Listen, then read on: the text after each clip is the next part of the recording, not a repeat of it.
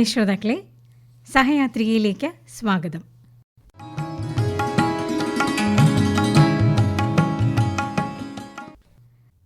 സഹയാത്രികയിൽ ഇന്ന് നമ്മുടെ അതിഥി എറണാകുളം ജില്ലാ പ്രൊട്ടക്ഷൻ ഓഫീസർ ജീജ എസ് ആണ്.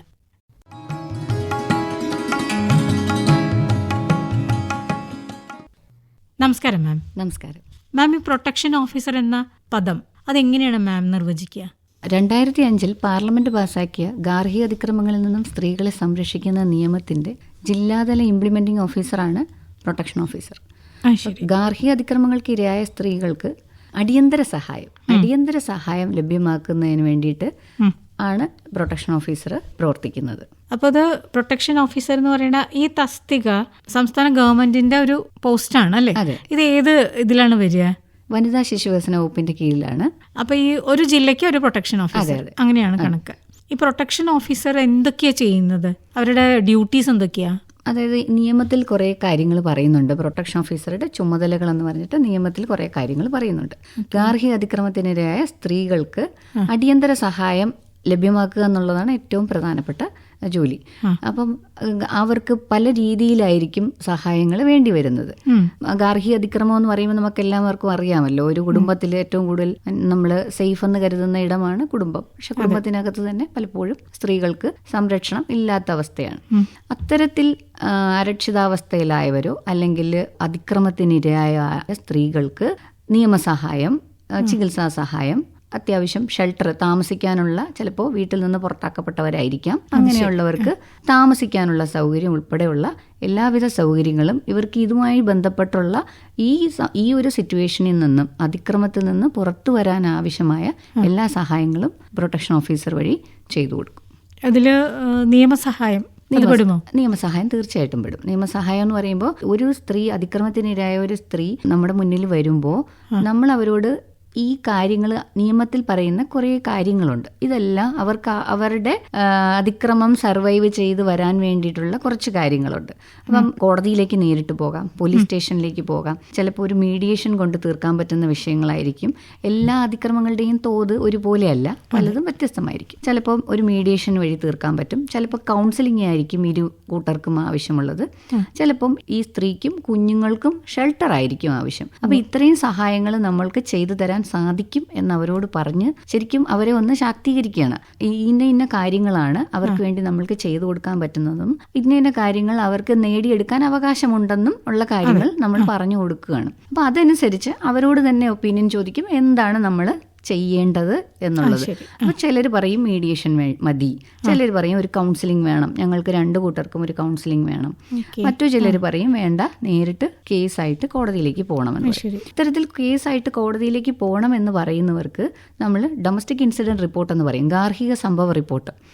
അത്തരത്തിൽ അവരുടെ ഒരു മൊഴി, ഗാർഹിക സംഭവ റിപ്പോർട്ട്, ഗൃഹത്തിൽ എന്തൊക്കെയാണ് സംഭവം ഉണ്ടായത്, അതിക്രമങ്ങൾ എന്താണ് അവർ നേരിട്ടതെന്നുള്ളത് നോക്കിയിട്ട് ഗാർഹിക സംഭവ റിപ്പോർട്ട് തയ്യാറാക്കി ഇവരുടെ പോലീസ് സ്റ്റേഷൻ ഏത് കോടതിയുടെ ജൂറിസ്ഡിക്ഷനിലാണോ വരുന്നത് ആ കോടതിയിലേക്ക് നമ്മൾ ഇവരുടെ ഗാർഹിക സംഭവ റിപ്പോർട്ട് നമ്മൾ സമർപ്പിക്കും. പിന്നെ ബഹുമാനപ്പെട്ട കോടതിയിൽ നിന്നാണ് അവർക്ക് സംരക്ഷണ ഉത്തരവും മറ്റു റിലീഫുകളും അവർക്ക് കൊടുക്കുന്നത് ബഹുമാനപ്പെട്ട കോടതികളാണ്. അപ്പം നേരെ പോലീസ് സ്റ്റേഷനിലേക്കല്ല പോകുന്നത്? അല്ല, പോലീസ് സ്റ്റേഷനിലേക്ക് വേണമെങ്കിൽ പോകാം, കാരണം നമ്മളങ്ങനെ പോലീസ് സ്റ്റേഷനിലേക്ക് വിടാറില്ല. പല സ്ത്രീകളും പോലീസ് സ്റ്റേഷനിൽ പോയിട്ടായിരിക്കും നമ്മളടുത്ത് വരുന്നത്. അപ്പം നമ്മൾ വീണ്ടും പോലീസ് സ്റ്റേഷനിലേക്ക് വിടാറില്ല. ചിലപ്പോൾ പോലീസ് സ്റ്റേഷനുകളിൽ നിന്നായിരിക്കും നമ്മൾക്ക് കേസ് വരുന്നത്. ഈ സ്ത്രീകളെ നമ്മളടുത്തേക്ക് വിടുന്നത് തന്നെ സ്റ്റേഷനിൽ നിന്നായിരിക്കും. അപ്പോൾ വീണ്ടും സ്റ്റേഷനിലേക്ക് പോയിട്ട് ഒരു മീഡിയേഷൻ അവിടെ നടത്തിയിട്ടും ഗുണകരമല്ല എന്ന് തോന്നിയത് കൊണ്ടായിരിക്കും അവർ നമ്മളടുത്തേക്ക് വരുന്നത്. ആ സാഹചര്യത്തിൽ നമ്മൾ വീണ്ടും അവരെ പോലീസ് സ്റ്റേഷനിലേക്ക് വിടാറില്ല. അവയെ ഒരു പ്രൊട്ടക്ഷൻ ഓഫീസർ നിലവിലുണ്ട്, അല്ലെങ്കിൽ അവരെ സമീപിച്ചാൽ നമുക്കൊരു പരിഹാരം ലഭിക്കുമെന്ന് ജനങ്ങൾ അറിയണമല്ലോ. അങ്ങനത്തെ കാര്യങ്ങൾ പൊതുജനത്തിനെ എങ്ങനെ അറിയിക്കാൻ പറ്റുക? പൊതുജനത്തിന് ഈ ഒരു നിയമം പ്രാവർത്തികമായിട്ട്, അതായത് കേരളത്തിൽ ഈ ഒരു നിയമം ഇംപ്ലിമെന്റ് ചെയ്യാൻ തുടങ്ങിയ കാലയളവിൽ തന്നെ നമ്മൾക്ക് ഇതിന് വ്യാപകമായ പബ്ലിസിറ്റികൾ കൊടുത്തിട്ടുണ്ടായിരുന്നു. അതായത് ലഘുലേഖകൾ, ക്ലാസ്സുകൾ, അവയർനെസ് ക്ലാസ്സുകൾ, പ്രൊട്ടക്ഷൻ ഓഫീസറും അല്ലാതെ തന്നെ ഡിപ്പാർട്ട്മെന്റിലെ മറ്റു ഉദ്യോഗസ്ഥരും എല്ലാം ചേർന്നിട്ട് ഒരുപാട് അവയർനെസ് ക്ലാസ്സുകൾ കൊടുത്തിട്ടുണ്ടായിരുന്നു. ത്രൂ അംഗൻവാടി വർക്കേഴ്സിന്റെ ഗ്രൂപ്പുകളിൽ, കുടുംബശ്രീയുടെ ഗ്രൂപ്പുകളിൽ, പൊതുജനങ്ങളുടെ ഗ്രൂപ്പുകളിൽ, പൊതുപരിപാടികളിൽ ഒക്കെ, അല്ലാതെ തന്നെ നമ്മൾ തന്നെ വിളിച്ചു കൂട്ടുന്ന ചില മീറ്റിങ്ങുകളിൽ അല്ലെങ്കിൽ അവയർനെസ് ക്ലാസ്സുകൾ എന്ന് തന്നെ പൂർണ്ണ ബോധ്യത്തോടെ നമ്മൾ ചെയ്യുന്ന കുറെ പദ്ധതികൾ ഉണ്ടായിരുന്നു. അപ്പൊ അതിലൂടെയൊക്കെ നമ്മൾ അവയർനെസ്സുകൾ ഒരുപാട് കൊടുത്തിട്ടുണ്ട്. ഇടയ്ക്കിടയ്ക്ക് നമ്മൾ വീണ്ടും ഇതുപോലെ അവയർനെസ് ക്ലാസ്സുകൾ മറ്റും കൊടുക്കുന്നുണ്ട്, പല സോഴ്സ് വഴി കൊടുക്കുന്നുണ്ട്. ഈ പ്രൊട്ടക്ഷൻ ലഭിക്കുക എന്ന് പറയുന്നത് അതൊരു അവകാശമാണോ? തീർച്ചയായിട്ടും. അപ്പം ഈ നിയമത്തിന്റെ കീഴിൽ ഏതൊക്കെ സ്ത്രീകൾക്കാണ് പരിരക്ഷ കിട്ടുക? അതായത് ജോലിയുള്ള ഒരു സ്ത്രീക്ക് പരിരക്ഷ, അങ്ങനത്തെ ഒരു വേർതിരിവ് എന്തെങ്കിലും ഉണ്ടോ? ഇല്ല, ഒരു വേർതിരിവും ഇല്ല. ജോലിയുണ്ടോ ജോലിയില്ലയോ എന്നുള്ള വേർതിരിവില്ല. ഈ നിയമത്തിന്റെ പേര് പോലെ തന്നെ നിയമം എന്താണ് ഉദ്ദേശിക്കുന്നതെന്ന് വളരെ വ്യക്തമാണ്. ആ പേരിൽ തന്നെ വളരെ വ്യക്തമാണ്.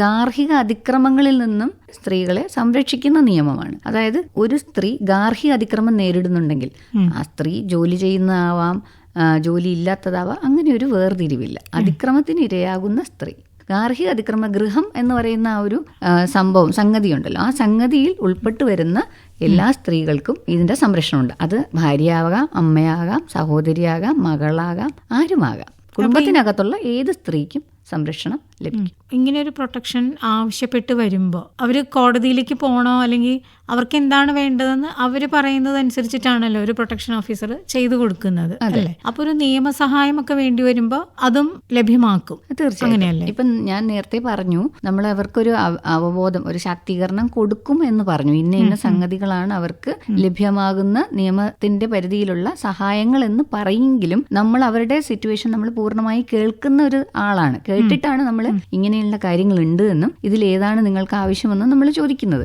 എങ്കിലും ചിലപ്പോൾ നമ്മൾക്ക് തോന്നും അവർക്ക് ഇന്ന ഒരു സംഗതിയാണ് കൂടുതൽ യോജിക്കുന്നത് എന്ന് നമ്മൾക്ക് തോന്നും. അപ്പൊ അവര് ചിലപ്പോൾ പറയും ശരി, മീഡിയേഷൻ വഴി നമുക്ക് തീർക്കാം എന്ന് പറയും. പക്ഷെ നമ്മൾക്ക് തോന്നും ആ ഒരു സ്ത്രീയുടെ അവസ്ഥ വെച്ച് നോക്കുകയാണെങ്കിൽ ഒരു മീഡിയേഷനിലൂടെ ചിലപ്പോൾ അത് സെറ്റിൽ ചെയ്യാൻ പറ്റില്ല, അത് അവർക്ക് ഒരു റിലീഫ് കിട്ടില്ല എന്ന് നമുക്ക് ചിലപ്പോൾ തോന്നും. ചിലപ്പോൾ അവർക്ക് കോടതിയിൽ പോകുന്നതായിരിക്കും കുറച്ചുകൂടി ഉചിതമെന്ന് നമ്മൾക്ക് തോന്നുകയാണെങ്കിൽ നമ്മൾ അതങ്ങോട്ട് സജസ്റ്റ് ചെയ്യും.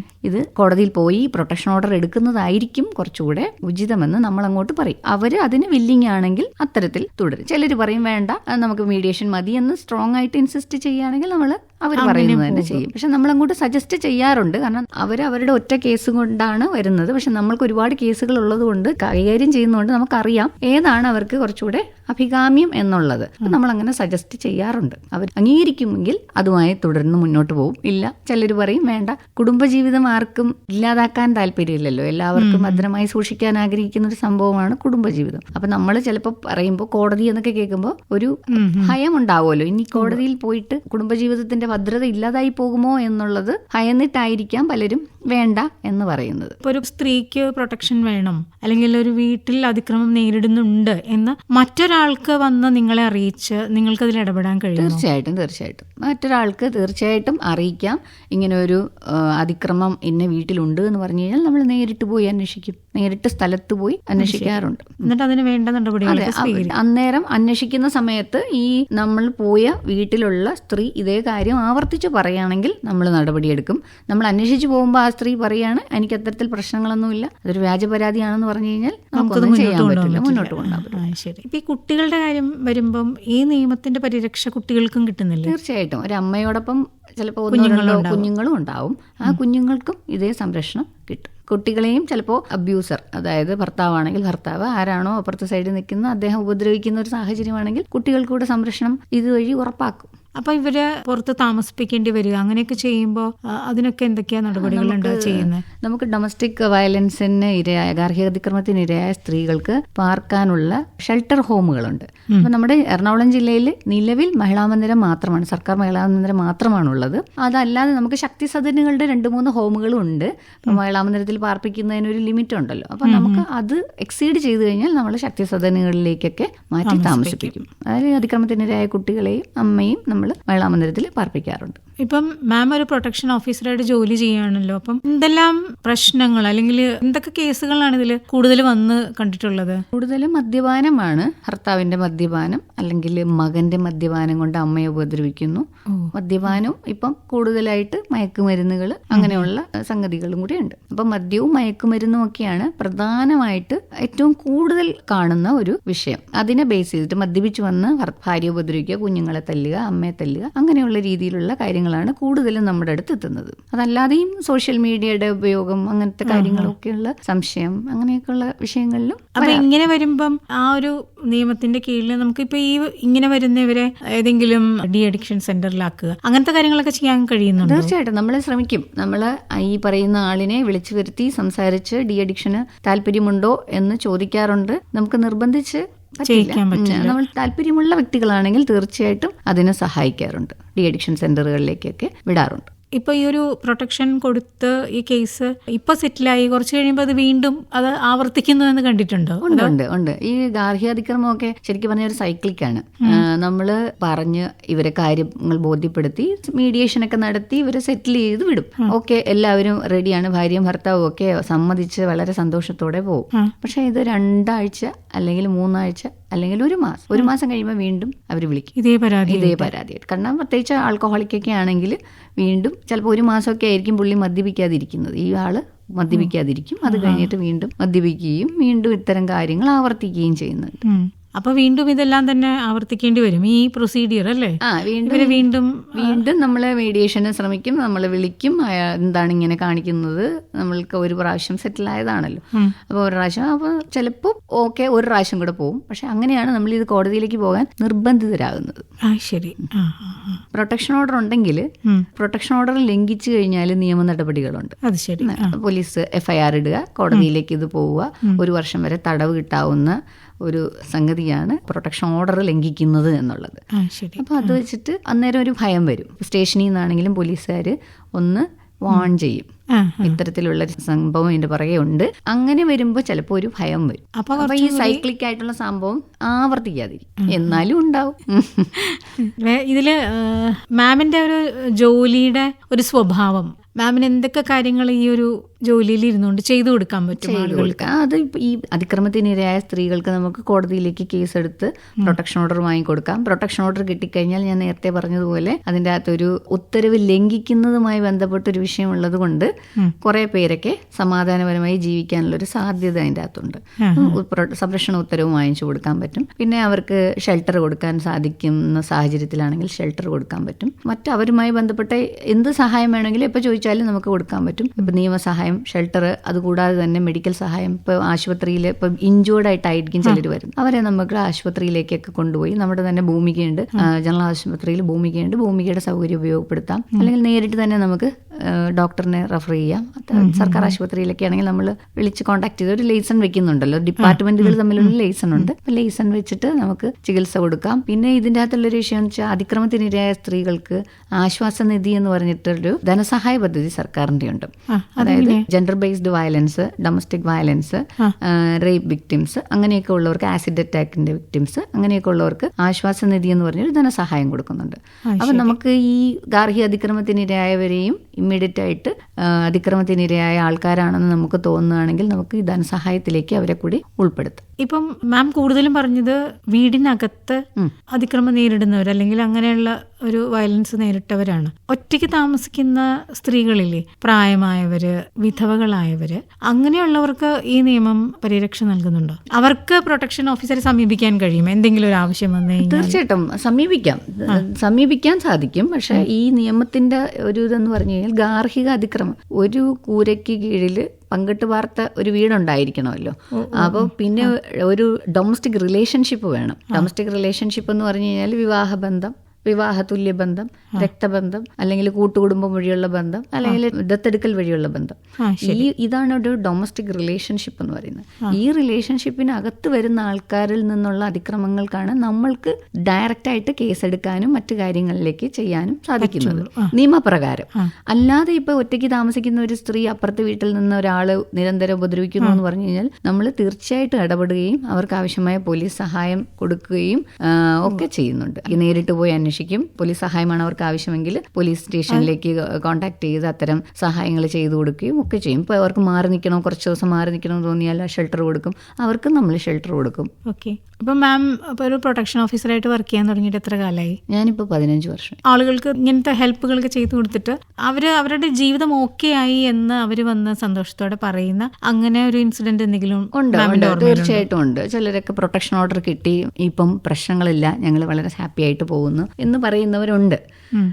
പക്ഷെ കൂടുതലും ഈ സൈക്ലിക് പ്രോസസ്സ് ഉള്ള ആൾക്കാരാണ്. പക്ഷെ അപൂർവം ചിലരെങ്കിലും നമ്മളോട് വന്ന് നന്ദി പറയാറുണ്ട്. ഉത്തരവ് കിട്ടിയതിന് ശേഷം പ്രശ്നങ്ങളില്ല, സന്തോഷമായി ജീവിക്കുന്നു എന്ന് പറയാറുണ്ട്. ചിലർ മീഡിയേഷൻ കഴിഞ്ഞ് നമ്മുടെ ഇടപെടൽ കൊണ്ട് വളരെ സന്തോഷമായിട്ട് ജീവിക്കുന്നു, അന്നത്തെ പ്രശ്നങ്ങളൊക്കെ കഴിഞ്ഞു എന്ന് പറഞ്ഞു പോകാറുണ്ട്. ചിലർ വർഷങ്ങൾ കഴിഞ്ഞ് വിളിക്കാറുണ്ട്, അന്ന് സെറ്റിലായി, ഇത്രയും വർഷം കുഴപ്പമൊന്നുമില്ലായിരുന്നു, വീണ്ടും പ്രശ്നം തുടങ്ങി എന്ന് പറഞ്ഞ് വിളിക്കാറുണ്ട്. പല ടൈപ്പ് ഓഫ് സിറ്റുവേഷൻസ് ആണ് ഉണ്ടാകുന്നത്. ഇങ്ങനെയുള്ളവർക്ക് കൗൺസിലിംഗ് ഒക്കെ കൊടുക്കാറുണ്ട്? തീർച്ചയായിട്ടും കൗൺസിലിംഗ് കൊടുക്കാറുണ്ട്. കൗൺസിലിംഗ് 1-2 ഒക്കെ സിറ്റിംഗ് ഒക്കെ ആവശ്യമുള്ളവർക്ക് അത്തരം ഇതിൽ നമ്മൾ കൗൺസിലേഴ്സിനെ കൊണ്ട് നമ്മൾ കൗൺസിലിംഗ് കൊടുക്കാറുണ്ട്. ഈ നിയമത്തിന്റെ ഭാഗമായിട്ട് തന്നെ നമ്മൾ നേരത്തെ ഞാൻ ഷെൽട്ടർ ഹോം ഉണ്ടെന്ന് പറഞ്ഞു. ഷെൽട്ടർ ഹോം ഉള്ളതുപോലെ തന്നെ സർവീസ് പ്രൊവൈഡിംഗ് സെന്ററുകളുണ്ട്. ജില്ലയിൽ പല ഭാഗത്തായിട്ട് സർവീസ് പ്രൊവൈഡിംഗ് സെന്ററുകളുണ്ട്. ഈ സർവീസ് പ്രൊവൈഡിംഗ് സെന്ററുകൾക്കും ഇതുപോലെ പ്രൊട്ടക്ഷൻ ഓഫീസറുടെ അതേപോലത്തെ ഡ്യൂട്ടികളാണുള്ളത്. അവർക്കും ഈ വരുന്ന അതിക്രമത്തിനിരയായ സ്ത്രീകൾക്ക് ആവശ്യമായ എല്ലാ നിയമസഹായവും മറ്റു സഹായങ്ങളും ഒക്കെ കൊടുക്കാൻ പര്യാപ്തമായ രീതിയിലാണ് അവരെ സജ്ജീകരിച്ചിരിക്കുന്നത്. അപ്പൊ അവരുടെ ത്രൂ സർവീസ് പ്രൊവൈഡിംഗ് സെന്റർ വഴിയും ഈ സ്ത്രീകൾക്ക് അവരുടെ റിലീഫുകൾ വാങ്ങാവുന്നതേ ഉള്ളൂ. ഓക്കെ.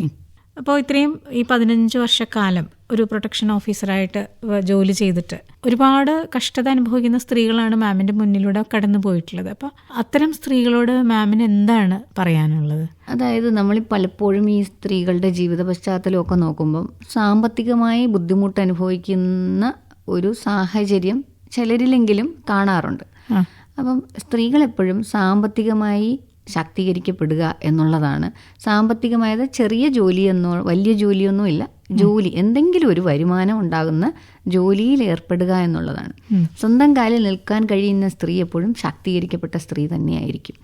അവർക്ക് അങ്ങനെ ശാക്തീകരിക്കപ്പെടുമ്പോൾ മറ്റ് ശാക്തീകരണങ്ങൾ സ്വാഭാവികമായും അവരിലേക്ക് വന്നു ചേരുകയും അവർ പൂർണ്ണമായും ശാക്തീകരിക്കപ്പെട്ട ഒരു സ്ത്രീയായി മാറുകയും ചെയ്യും. പലപ്പോഴും നമ്മൾ ഈ സാമ്പത്തികമായ ഒരു പ്രതിസന്ധിയൊക്കെ ആയിരിക്കും ഈ അതിക്രമത്തിന് ഇരയായാലും ആ അതിക്രമങ്ങളൊക്കെ സഹിച്ച് അവിടെ ജീവിക്കേണ്ട ഒരു സാഹചര്യത്തിലേക്ക് സ്ത്രീകളെ കൊണ്ടെത്തിക്കുന്നത്. സാമ്പത്തികമായി ശാക്തീകരിക്കപ്പെട്ട ഒരു സ്ത്രീക്ക് ഇപ്പോൾ ചിലപ്പോൾ അത്തരം ഒരു ദുരനുഭവങ്ങൾ കണ്ടിന്യൂസ് ആയിട്ട് നേരിടേണ്ട ഒരു സാഹചര്യമില്ല.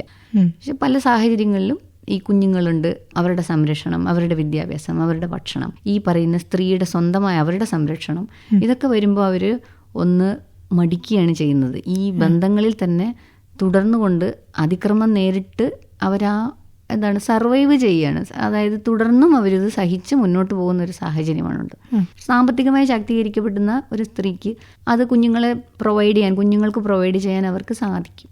അതുകൊണ്ട് അവർ ഈ അതിക്രമങ്ങൾ വീണ്ടും വീണ്ടും സഹിച്ച് ജീവിക്കുന്ന ഒരു സാഹചര്യം അവർക്ക് ഒഴിവാക്കാൻ സാധിക്കും. അപ്പോൾ സാമ്പത്തികമായി ശാക്തീകരിക്കപ്പെടുക എന്നുള്ളത് ഒരു സ്ത്രീയെ സംബന്ധിച്ച് സ്വന്തം കാലിൽ നിൽക്കുക എന്നുള്ളത് ഏതൊരു സ്ത്രീയും, ഇപ്പം നമ്മുടെ കുഞ്ഞുങ്ങളായാലും പഠിച്ചു വരുന്ന കുഞ്ഞുങ്ങളായാലും ഇപ്പോൾ പലരും വിവാഹത്തിൽ നിന്നൊക്കെ പിന്മാറുന്നുണ്ട്. വിവാഹം കഴിക്കാൻ തന്നെ തൽപരരല്ല. കാരണം ഇത്തരം സാഹചര്യങ്ങൾ, സമൂഹത്തിൽ നടക്കുന്ന സാഹചര്യങ്ങൾ കണ്ടിട്ടാവാം അവരങ്ങനെ ഒരു തീരുമാനങ്ങളിലേക്ക് എത്തുന്നത്. അങ്ങനെയുള്ള കുഞ്ഞുങ്ങളാണെങ്കിൽ പോലും ഏറ്റവും പെട്ടെന്ന് അവരൊരു ജോലി കണ്ടെത്തുക, അവർക്ക് അഭിരുചിയുള്ള താല്പര്യമുള്ള ഒരു ജോലി കണ്ടെത്തുക, സ്വന്തം കാലിൽ നിൽക്കുക, സാമ്പത്തികമായി ശാക്തീകരിക്കുക എന്നുള്ളതാണ്. പിന്നെ നമ്മൾ ഈ പറഞ്ഞ പോലെ ഈ ഒരു പ്രശ്നങ്ങൾ ഉണ്ടാകുന്ന എല്ലാ ബന്ധത്തിലും എന്തെങ്കിലുമൊക്കെ പ്രശ്നങ്ങളുണ്ടാവും. പ്രശ്നങ്ങൾ ഉണ്ടായിക്കഴിഞ്ഞാൽ ആ ബന്ധത്തിൽ നിന്ന് മാന്യമായി പിരിയുക എന്നുള്ളതാണ്. അത് നമ്മുടെ രണ്ട് പാർട്ട്ണറായ ഈ ദാമ്പത്യ ജീവിതത്തിലെ രണ്ട് പങ്കാളികളും അതേപോലെ മാന്യത കാണിച്ച് പിരിയാനുള്ള ഒരു, വേണ്ടെങ്കിൽ ഉപദ്രവിക്കേണ്ട കാര്യമില്ലല്ലോ. ഒരു സ്ത്രീയെ ഉപദ്രവിക്കേണ്ട കാര്യമില്ല. വേണ്ടായെങ്കിൽ ഓക്കെ, വേണ്ട, നമുക്ക് പിരിയാം എന്നുള്ള രീതിയിൽ മാന്യമായി പിരിയാനുള്ളൊരു മനസ്സ് ഇരു കക്ഷികളും കാണിക്കുക എന്നുള്ളതേ ഉള്ളൂ. അപ്പോൾ ഒരു പ്രൊട്ടക്ഷൻ ഓഫീസറുടെ പ്രവർത്തനങ്ങളെക്കുറിച്ചും ഒരു പ്രൊട്ടക്ഷൻ ഓഫീസർക്ക് ഈ സമൂഹത്തിന് വേണ്ടി എന്തൊക്കെ ചെയ്യാൻ കഴിയുമെന്നുമാണ് ജീജ നമ്മളോട് സംസാരിച്ചത്. Thank you ma'am. Thank you. അപ്പോൾ വീടുകളിൽ അതിക്രമം നേരിടുന്ന സ്ത്രീകൾക്ക് അല്ലെങ്കിൽ രാത്രി സമയങ്ങളിൽ എപ്പോഴെങ്കിലും ഒരു അത്യാവശ്യ ഘട്ടത്തിൽ ഒരു സഹായം ആവശ്യമുണ്ട് എങ്കിൽ ഈ നമ്പറിൽ വിളിച്ച് സഹായം ആവശ്യപ്പെടാവുന്നതാണ്. നമ്പർ പറഞ്ഞു തരാം. 82 81 99 90 57. ജില്ലാ പ്രൊട്ടക്ഷൻ ഓഫീസറുടെ നമ്പറാണിത്. ഈ നമ്പറിൽ വിളിച്ച് നിങ്ങൾക്ക് സഹായം ആവശ്യപ്പെടാവുന്നതാണ്. ഒരു അത്യാവശ്യ ഘട്ടത്തിൽ ഷെൽട്ടർ ഹോമിനായോ മറ്റോ സഹായം ആവശ്യമുണ്ട് എങ്കിൽ ഈ നമ്പറിൽ വിളിച്ച് ബന്ധപ്പെടുക. നിങ്ങൾക്ക് തീർച്ചയായും സഹായം ലഭ്യമാവും.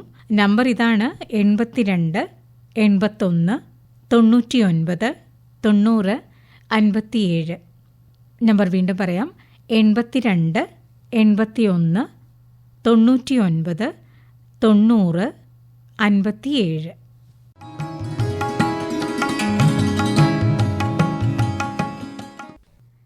പ്രിയ ശ്രോതാക്കളെ, ഇന്ന് സഹയാത്രികയിൽ നമ്മോടൊപ്പം ഉണ്ടായിരുന്നത് എറണാകുളം ജില്ലയിലെ പ്രൊട്ടക്ഷൻ ഓഫീസർ ജീജ എസ്.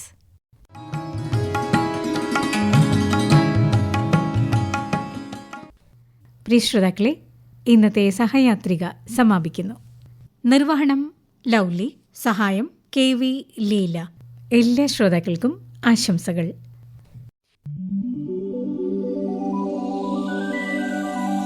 സഹയാത്രിക.